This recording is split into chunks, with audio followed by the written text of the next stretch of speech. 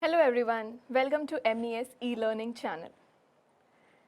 In the last video, we spoke about music and we discussed Indian music.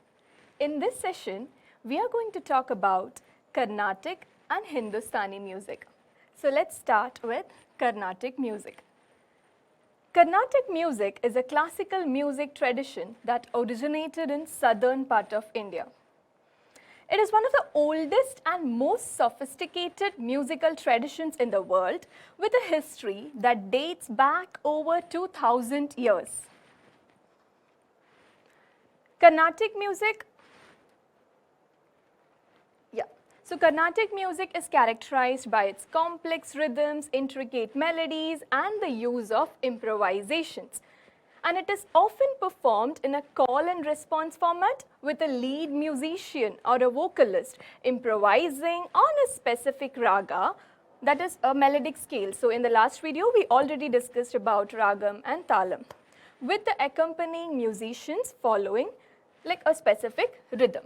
Okay, so if you have if you love Carnatic music and if you have seen Carnatic concert, you can see how it is like a call and a response format, right? How they sing their ragas and then how that musical concert is being conducted.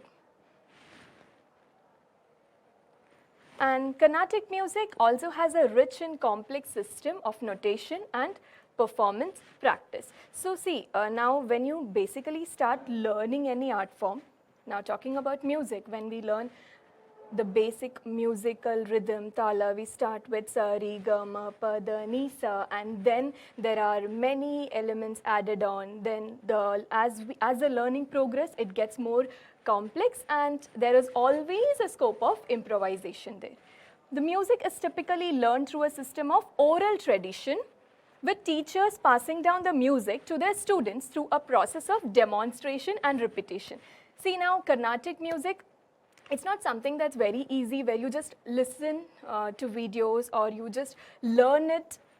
It's not that easy to learn it. We need a guru for that, right? So we need it's done through Guru Shishya Parampara. We need to learn it from a teacher, from an expert who will tell us, who will guide us, who will mold us to become a singer. So it is, if in a music class, they teach us, like even if you're learning Sarigama Padanisa, they make us repeat, we sing, we repeat with our gurus, then they demonstrate us how to sing. That's how we learn it. So we learn it from a guru. And one of the distinguishing features of Carnatic music is the use of gamakas, which are small embellishments or ornaments that are used to decorate the melody. Now what is this gamakas?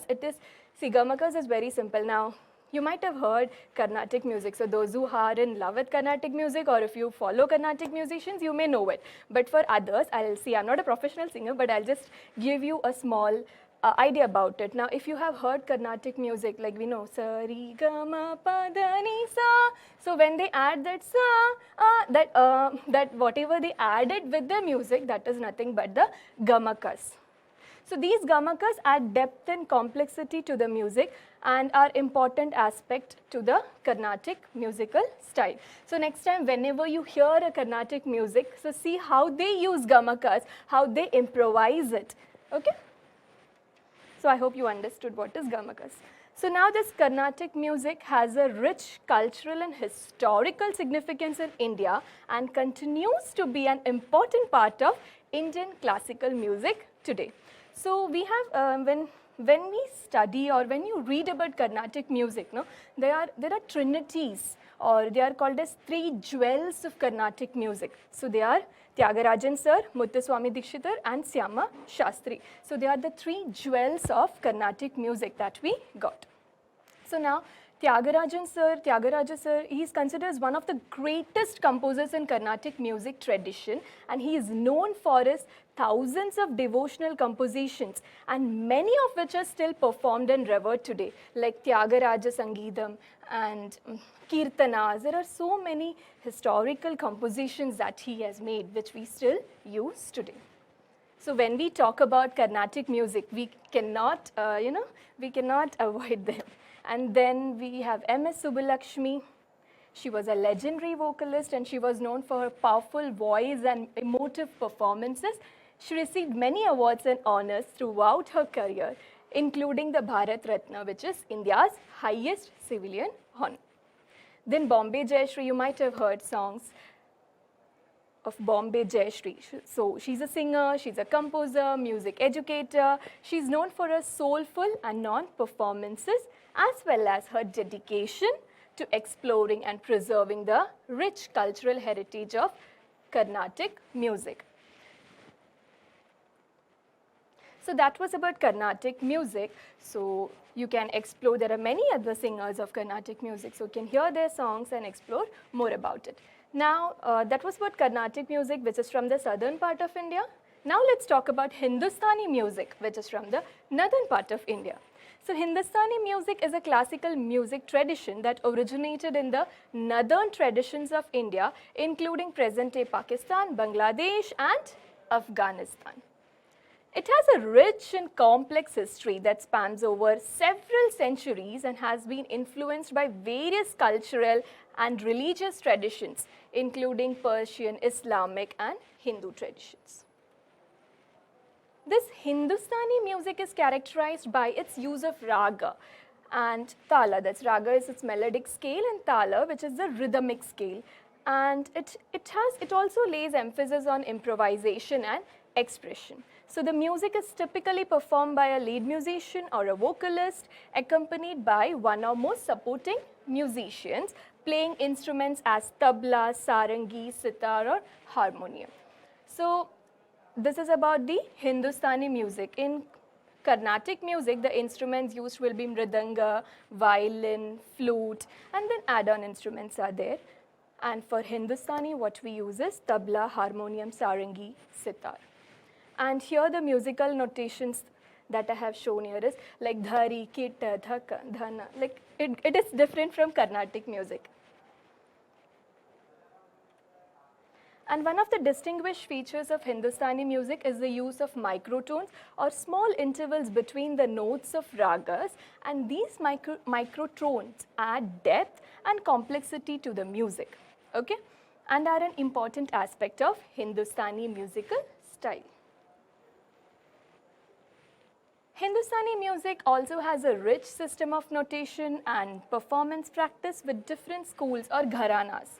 So there are different gharanas here, emphasizing different techniques and approaches to music. So like each gharanas, now if it's Jaipur gharana, Banaras gharana, so it will have its own unique technical difference, or its approach to that particular music will be different. The music is typically learned through a system of oral tradition, with teachers passing down the music to the students through the process of demonstration and repetition. So same as we spoke in Carnatic music, here Hindustani music is also learned through Guru Shishya Parampara, where a teacher passes on or gives his knowledge to the students. So Pandit Sri Ravi Shankar ji, he is one of the very famous Hindustani music composer, sitar player. So he was one of the most famous and influential musicians in the history of Hindustani music. So he was known for his, the way he presents his music, the way he plays his musical instruments. It was like very magical.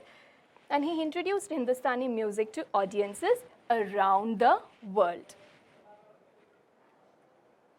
Pandit Bhimsen Joshi, he is also a vocalist known for his powerful and soulful singing. He was one of the most respected and revered musicians in Hindustani music traditions. He was known for his mastery of ragas and tala system, as well as his ability to convey deep emotions through music. So they are like legendary Hindustani musicians. So if you are a Hindustani music lover, you should go and listen to their songs. So that was about Hindustani and Carnatic music. So in a layman's term, the basic difference is Carnatic music originates from the southern part of India and Hindustani music is from the northern part of India. So, and talking about the Carnatic music, like the ragas, the talas, we have sarigama, padanisa, and the musical elements are different. and there are many technicalities related here.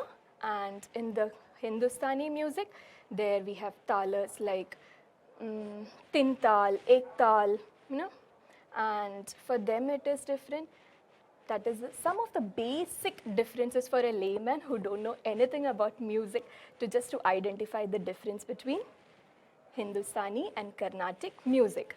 Now, you all will be listening to the music around today, right? Now let's if you really want to understand it, you have to go and listen to them. So I would request you all to go back and listen to Carnatic music, listen to the great composers that I mentioned today. So listen to Carnatic music, listen to Hindustani music, find the differences, and we'll catch you again in the next session. That's all for today. Thank you for listening.